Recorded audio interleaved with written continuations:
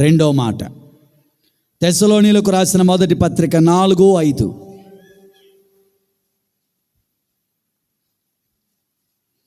తెస్సలోనీయులకు రాసిన రెండో పత్రిక 4వ అధ్యాయం 5వ వాక్యం.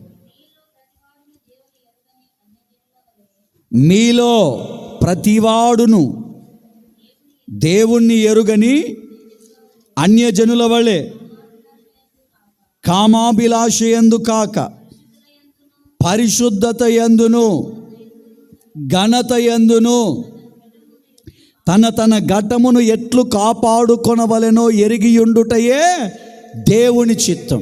నా వైపు చూడండి. రెండవది, దేవుని చిత్తం ఏమిటి? ఆయన చిత్త ప్రకారమే కదా మనం బ్రతకాలి. రెండవది, ఆయన చిత్తం ఏమిటంటే మన ఘటాన్ని కాపాడుకోవాలి. దేనండి? మన ఘటం అంటే ఏంటి? మన ప్రాణాత్మ శరీరం కాపాడుకోవాలి. దీన్ని కాపాడుకోవడం కొరకే బ్రతకాలి. ఎలా కాపాడుకోవాలి, ఎక్కడ కాపాడుకోవాలి? అక్కడ 2 విషయాలు చెప్పారు. ఒకటి, పరిశుద్ధతలో కాపాడుకోవాలి. 2, ఘనతలో కాపాడుకోవాలి. మొదటి మాటకి వెళ్దాం. దేంట్లో కాపాడుకోవాలా? ఈ శరీరాన్ని పరిశుద్ధంగా ఉంచే విషయంలో కాపాడాల. మనకు పాపానికి, మనకు లోకానికి, ఈ శరీరానికి పాపానికి, ఈ శరీరానికి లోకానికి ఎప్పుడు గొడవ జరుగుతూనే ఉంటుంది. జరుగుతూనే ఉంటుంది. లోకం అంటది, ఏ వయసులో చేయాల్సిన ముచ్చట చెప్పండి. సామెతలు బాగా తెలుసు కదా. ఏ వయసులో తీరాల్సిన ముచ్చట ఆ వయసులోనే. వయసు ఉంది, అందుకని నా ప్రాణమా చెప్పండి, నా ప్రాణమా ఇప్పుడు కాకపోతే ఎప్పుడు తింటావురా బాబు. అందుకని ముందర కుండలు పెట్టుకొని నా ప్రాణమా తింటానే సావు. ఏమంటుంది లోకం? శరీరంతో చెప్తుంది, శరీరమా ఈ వయసులో ఇప్పుడే తినాలా, నువ్వు ముసలోడు వెనక తినవు, మంచిదే తిను, తిండి వల్ల ఏమి ఇబ్బంది లేదు, కానీ తగినంతే తిను. మరి ఎక్కువ తింటే ఏమవుతుంది? స్థూలకాయులు అయిపోతారని ఉంటుంది బైబిల్లో. ఎక్కువగా తినడం వల్ల ఫ్యాట్ పెరుగుతుందని ఉంటుంది. లిమిటెడ్గా తినాలి. ఎందుకు మనం ఈ శరీరాన్ని కాపాడుకోవాలో తెలుసా? ఇది ఎవరిచ్చారు చెప్పాలి. ఎవరిచ్చారు? మీరు మళ్ళీ మర్చిపోతున్నారు. ఇది ఎవరిచ్చారు? ఎలాగిచ్చాడు? గిఫ్ట్గా మన తల్లిదండ్రులకు బహుమానంగా ఇచ్చాడు. ఈ బహుమానాన్ని మనం ఏం చేయాలా? మీరు కావాలంటే చూడండి, పుట్టినరోజులకు, పెళ్ళిళ్ళకి, ఫంక్షన్లకు కొంతమంది గిఫ్ట్లు తెచ్చిస్తారు. గిఫ్ట్లు తెచ్చిచ్చినప్పుడు ఆ గిఫ్ట్లు చాలా జాగ్రత్తగా ఏం చేస్తాం? నీట్గా షోకేస్ పెట్టి దాంట్లో గిఫ్ట్లు, ఆ బొమ్మలు చిన్నవన్నీ నీట్గా ఇచ్చినవన్నీ ఏం చేస్తాం? జాగ్రత్తగా దుమ్ము పడకూడదని అద్దాలు చేపించి దానికి అద్దాల్లో పెట్టి ఆ గిఫ్ట్ని ఎంత బాగా కాపాడుకుంటాం. మరి ఇది ఎవరిచ్చిన గిఫ్ట్? ఈ శరీరం ఎవరిచ్చిన గిఫ్ట్?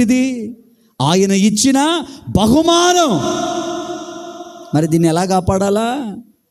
పాపం అంటకుండా కాపాడాలి. ఎందుకు అట్లాగంటే మనం పరిశుద్ధిని చేతుల మీదుగా వచ్చాం కాబట్టి పాపం అంటితే ఆయన చెయ్యి వదిలేస్తాడు. పాపాన్ని పట్టుకోలేడు కదా. పాపమంటిన కుమారుడైన యేసయ్యను కూడా సిలువలో ఏం చేశాడు?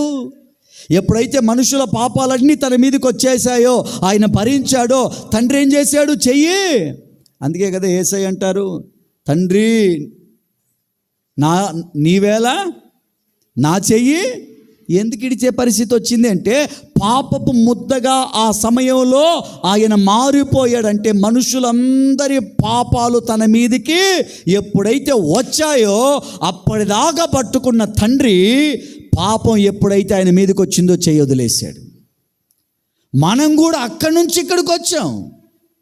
మన దేహంలో పాపం ప్రవేశిస్తే, పాపం అంటితే ఆయన చెయ్యి వదిలేసే ప్రమాదం ఉంది. కనుకనే ఆయన అంటున్నాడు, నీవు నీ ఘటాన్ని కాపాడుకోవాలి పరిశుద్ధంగా. ఎందుకంటే నువ్వు అక్కడి నుంచి వచ్చావు, నువ్వు ఇక్కడి వ్యక్తివి కాదు.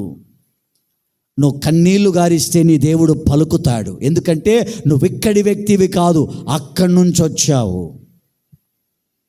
నువ్వు ఈ మట్టి వ్యక్తివి కాదు, అక్కడి నుంచి వచ్చావు. ఇక్కడ మట్టి నీకు అంటబడింది అంతే. తిరిగి ఈ మట్టి మహిమ శరీరంగా మారుతుంది, మళ్ళీ పైకి వెళ్తావు. అక్కడ నుంచే నీ ప్రాణం వచ్చింది, అక్కడ నుంచే నీ ఆత్మ వచ్చింది ఈ శరీరంలోనికి. ఇక్కడున్న ఈ శరీరాన్ని కూడా మార్చుకొని మరలా పైకి తీసుకెళ్తావు. నువ్వు మామూలు మనిషివి కాదు.